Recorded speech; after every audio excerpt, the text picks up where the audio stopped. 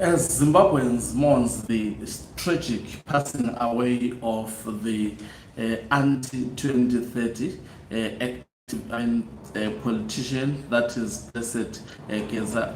I think it was yesterday late night when I was sleeping. I was just checking on, was it YouTube?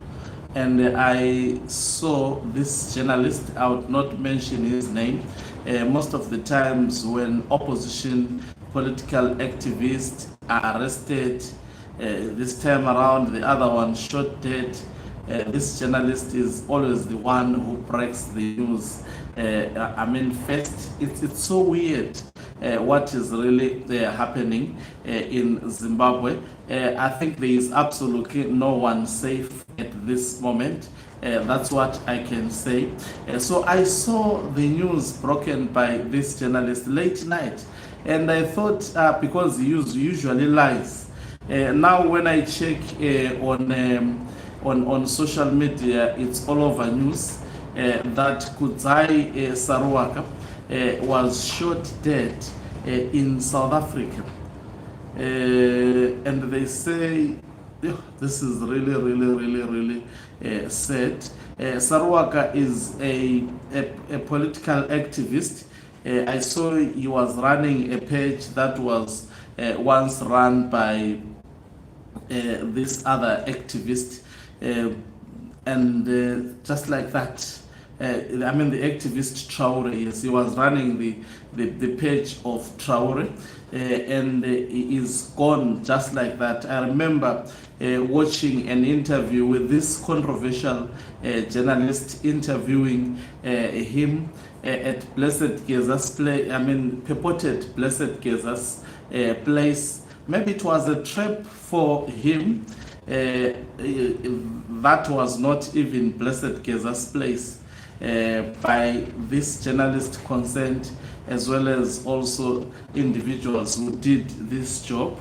How convenient is for this particular journalist, even when Job Sikala, the incident of Job Sikala, he was the first to break the news. He understood everything, what was happening, and already he was positioned nearer to the crime where all this happened. Could it be coincident? And here is Saruwaka. We saw Saruwaka being interviewed. We were told that he was called and told that Mrs. Geza was residing in the place where he was, and later on, a day after that, we hear the man has been shot dead. And guess who actually started breaking this news? It is the very same journalist. People should be very careful about this journalist. And this goes to show those who are pushing 2030 term extension, now they are coming against each and every person who is anti-2030. Nobody is safe who is exposing the nefarious 2030 term extension agenda. All we can say about Saruwaka, I think I saw this man when he was with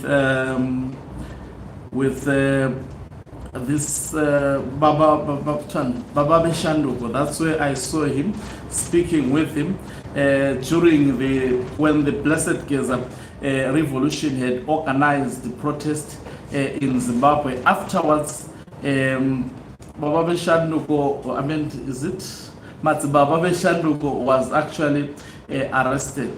It's quite sad. All we can say, may his soul rest in peace. It appears it's all over the news in Zimbabwe. I don't know what is really happening.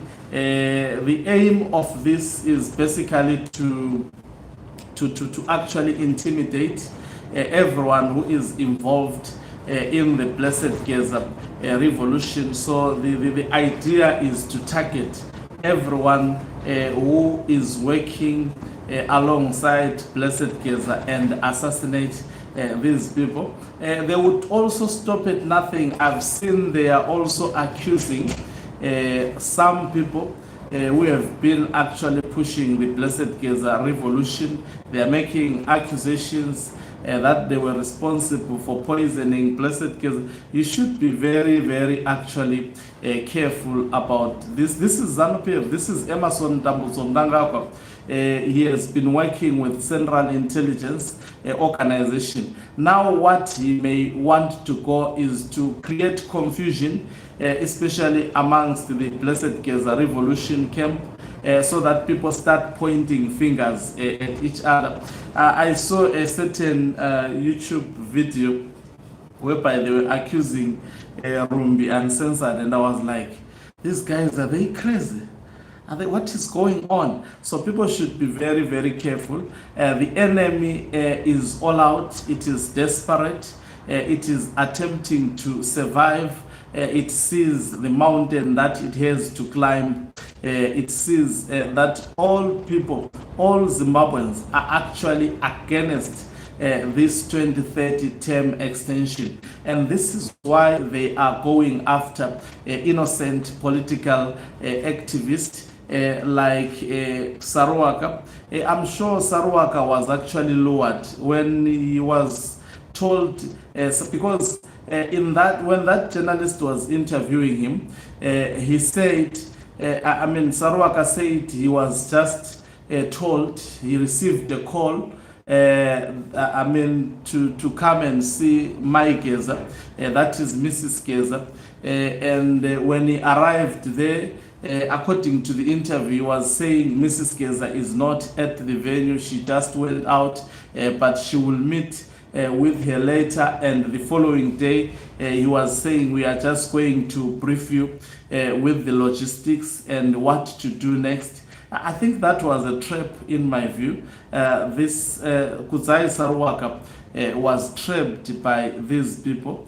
Most probably that call did not even belong to the family of Blessed Geza. This should also send a warning signal. The enemy is all over South Africa. It is all over, actually everywhere where they can be Blessed Geza activists. Remember, next week they are beginning the process. We will be talking about that, the process to extend the term of office for Emerson Mnangagwa. So they have upped also their game. What they want, this is to intimidate. This is to show that anyone opposed to the 2030 term extension, this is what he will undergo. But for how long will they continue to kill people? And for how long will we continue to be afraid of these thugs? I think it's high time people stand. Of course, they will go after us, but will they finish all of us?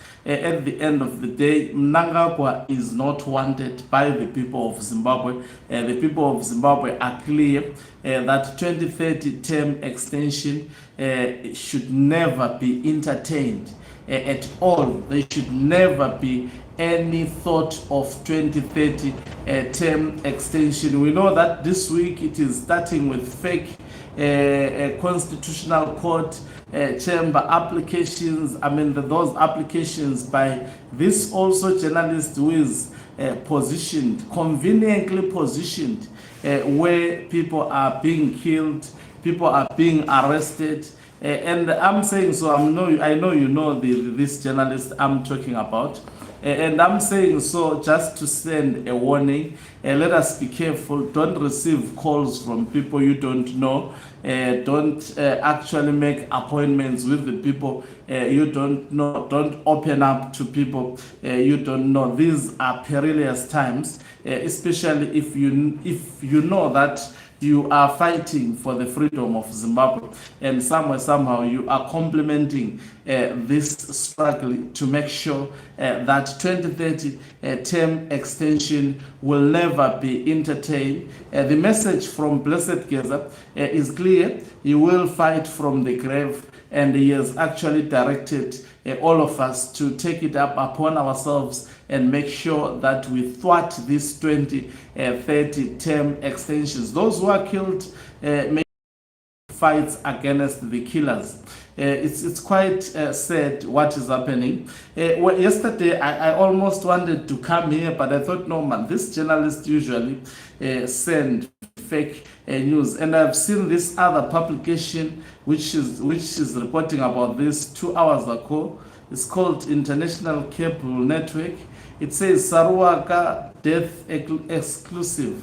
The sudden death. Let me check whether this publication has published something sensible before. Yeah, it appears it is followed by a lot of people. Yeah, it posts something. Let me read what they are saying.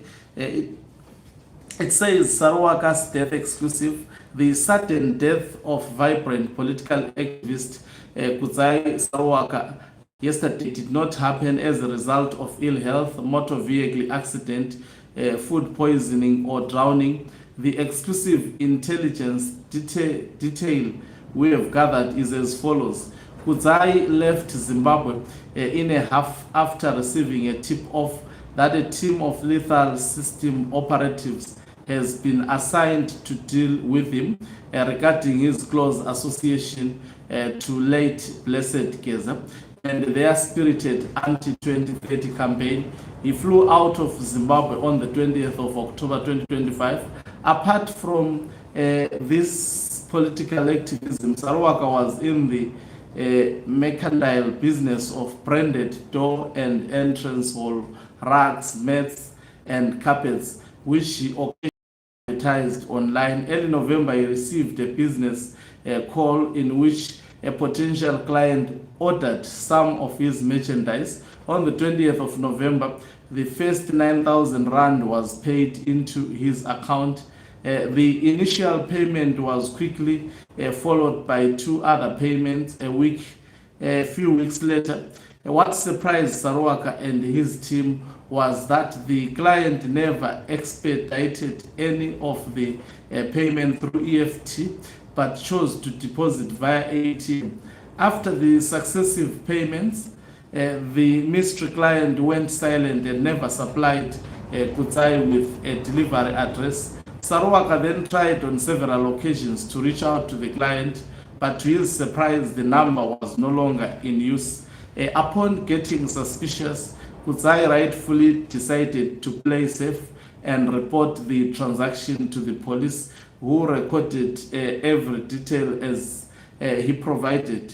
January 2026 passed with no trace of the client, and Sarawaka went back to update the police and asked for their help in tracing the mysterious client. Suddenly, last week, the client called Kudzai with another number asking him to deliver the consignment in the Mabopane area in Pretoria and sent location. Upon checking the surrounding via mobile, Sarawaka realized it was a secluded bushy area with no buildings at all.